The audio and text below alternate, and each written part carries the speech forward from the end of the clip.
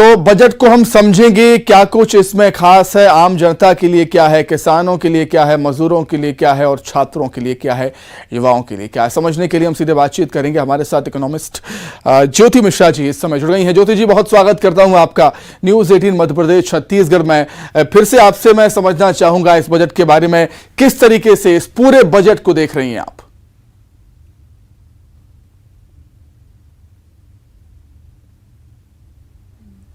सुमित, सबसे पहले ज्योति शर्मा जी माफ कीजिएगा जी। मैं ऐसे देख रही हूँ कि सबसे पहले बजट का अगर हमें विश्लेषण करना है तो अलग अलग वर्गों के हिसाब से देखना होगा उसको। जैसे आपने अभी बोला कि सबसे पहली प्राथमिकता मातृ शक्ति के लिए है। वित्त मंत्री जी ने शुरुआती इससे किए, नारी से परिवार, परिवार से समाज और समाज से राष्ट्र सशक्त होगा। तो इसमें लाडली बहना योजना, लाडली लक्ष्मी योजना, इवन कॉलेजेस के लिए गांव की बेटी योजना, मातृत्व वंदना योजना, ऐसी बहुत सारी योजनाएं हैं। शायद प्रदेश में इस समय जितनी योजनाएं महिलाओं के लिए, बच्चियों के लिए, छात्राओं के लिए चल रही हैं, उतनी और किसी प्रदेश में मुझे नहीं लगता है कि चल रही होंगी। तो महिलाओं पे प्राथमिकता है।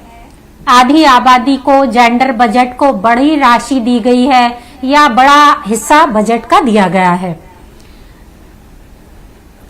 कृषि के लिए, कृषकों के लिए बड़े प्रावधान हैं। तो फूलों की खेती बढ़ाना, खाद्यान्न में हम अच्छा काम कर रहे हैं। 6 कृषि कर्मण अवार्ड हमने जीत लिए हैं।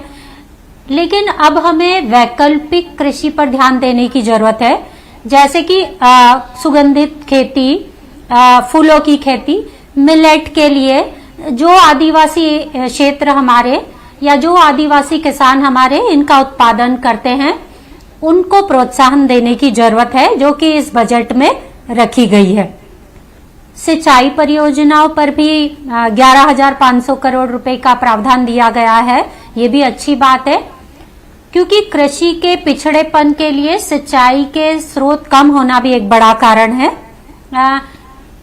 मुझे लगता है तीसरा सबसे बड़ा जो हिस्सा लिया है बजट ने, वो रोजगार और युवा ने लिया है। तो जो रोजगार के लिए बहुत से प्रावधान है जिसकी बहुत जरूरत थी, लेकिन मुझे नहीं लगता है कि 1 लाख रोजगार काफी हैं। मुझे लगता है अब प्रदेश उस स्थिति में है कि जिसमें उसको 1 करोड़ रोजगार की आवश्यकता है। एक अच्छा प्रावधान है मेडिकल कॉलेज में सीट्स बढ़ाने का।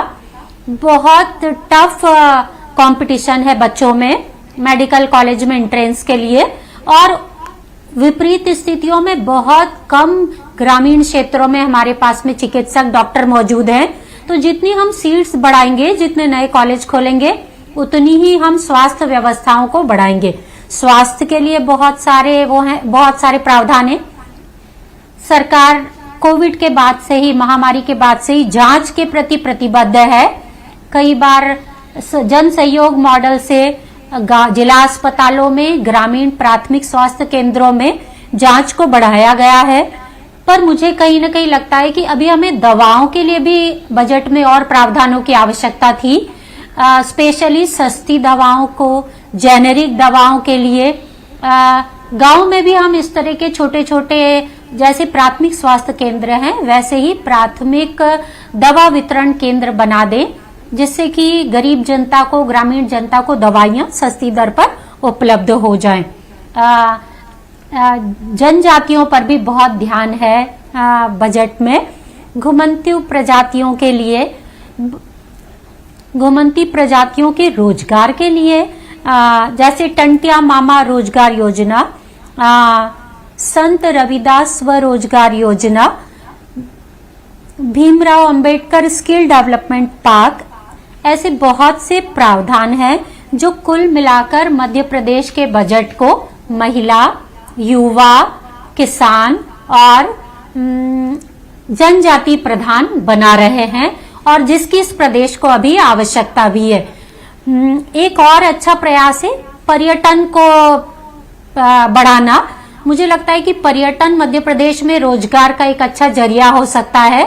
हम बच्चों को स्कूल में, कॉलेज में पर्यटन के डिप्लोमा कोर्सेज, पर्यटन के डिग्री कोर्सेज, इवन मुझे लगता है गाइड अभी हमें अच्छे पर्यटन स्थलों पर उपलब्ध नहीं है, तो हम इस तरह के कोर्सेज उन्हें नई शिक्षा नीति के माध्यम में वोकेशनल कोर्सेज के माध्यम से पढ़ा दें या उसमें उनका स्किल डेवलप कर दें, ताकि वो आसपास के क्षेत्रों में ठीक है मैम, मैं लौटूंगा आपके पास। तो मेहमान हमारे साथ लगातार बने हुए हैं, चर्चा हम करेंगे, लेकिन सीएम शिवराज सिंह चौहान का क्या कुछ कहना है बजट को लेकर, वो भी जानना बेहद जरूरी है। आइए सुन लेते हैं।